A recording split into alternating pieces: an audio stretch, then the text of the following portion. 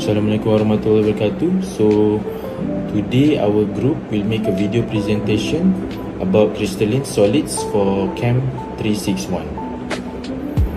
So introduction. Crystalline solids are a class of solid materials in which the constituent particles such as atoms, ions or molecules are arranged in a highly ordered and repeating three-dimensional pattern.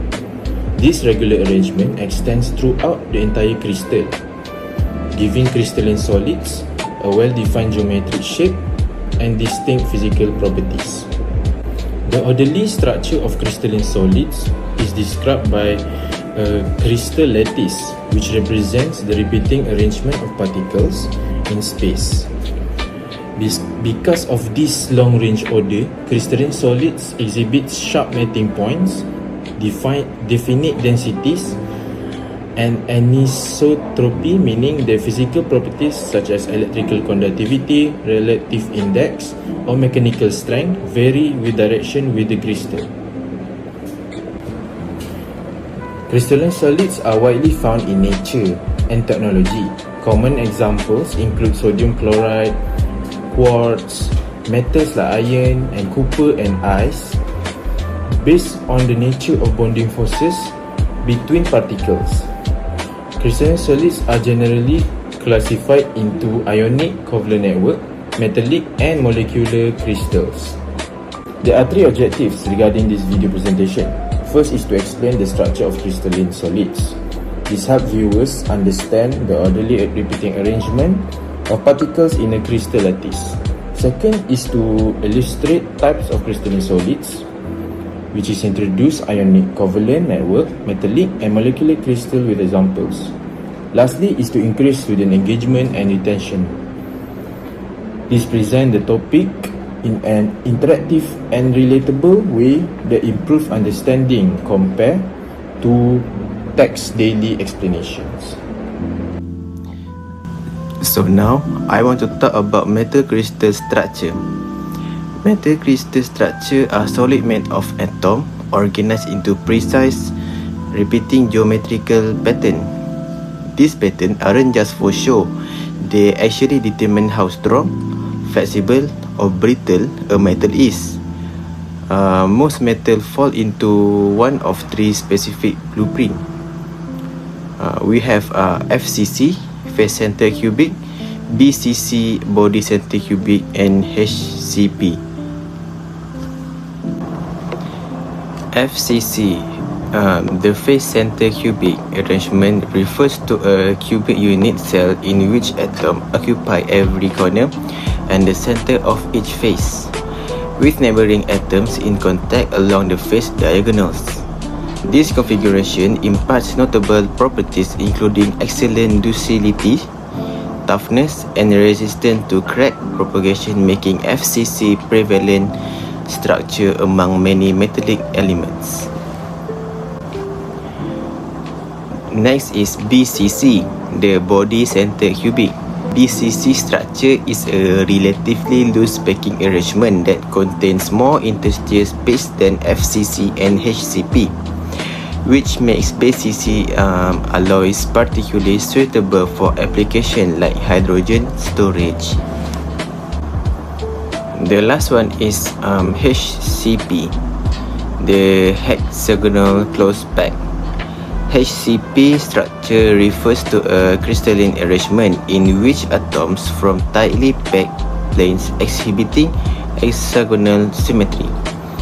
Its stacking sequence follows an above pattern, ABAB, and the unit cell is a primitive hexagon containing two atoms. So now, I want to talk about the ionic lattice. In solid ionic compound, the ions are not arranged randomly. Instead, they adopt a regular repeating structure known as ionic lattice. This lattice forms because the ions attract one another, creating a consistent pattern in which positive and negatively charged ions alternate. An ionic lattice is stabilized by ion bond. In three-dimensional models, These bonds are often represented as straight lines between ions for simplicity, even though in reality, the force act in all directions. Ionic bonds are strong electrostatic attraction between positively and negatively charged ions, holding the lattice together in a rigid structure. So, I will explain two types of giant molecular crystals, which is diamond and graphite. So, both are made of carbon, but their structures and properties are very different. So, for diamonds, diamond is made of only carbon atoms arranged in 3D network. Each carbon atom is covalently bonded to 4 other carbon atoms in a tetrahedral structure. Because of the strong covalent bonds, diamond is very hard. Diamond has no free electrons, so it cannot conduct electricity. It also has a very high melting point, about 3550 degrees Celsius, because all the covalent bonds must be broken. Due to its hardness, diamond is used in cutting tools and grinding materials. So for graphite, it is also made of carbon, but each carbon atom is bonded to 3 other carbon atoms, forming hexagonal rings in flat layers. The layers are held together by van der Waals forces, so they can slide over each other, making graphite soft and slippery. Each carbon atom has 1 free electron, so allowing graphite to conduct electricity. Graphite also has a high melting point due to strong covalent bonds within each layer. Its common uses include pencil lead and lubricants. Next, let's look at an application of crystalline in real life. First of all, crystalline solids are used in many everyday technology because their regular atomic arrangement give precise mechanical, electrical, optical, and catalytic properties. Its major application areas consist of electronic, photonic and optic, sensor, actuators and smart material, and catalyst, energy and also environment. For electronic, photonic and optic, it used in semiconductor and optoelectronic. LINBO3 is stand for crystalline lithium niobate, is used in optical modulator, SAW filter, which is surface acoustic wave for RF communication, photoelectronic detectors and memory-stiff memory device. For laser LED and waveguide, metal organic frameworks, MOFS, covalent organic framework, COFS, perovskite, zeolites and small molecule crystal are used in LEDs, optical waveguide, non-linear optic, terahertz generation or detection and lasting materials. Next, for sensor, actuators and smart material, stimuli responsive crystal change shape or properties with heat, light, stress, gas or pH and are being developed for sensors, actuators, information storage and medical devices. It's also mechanically responsive or dynamic crystal and liquid crystalline solid are candidates for artificial muscle, soft robotic and micro machine due to large, reversible shape changes under stimuli.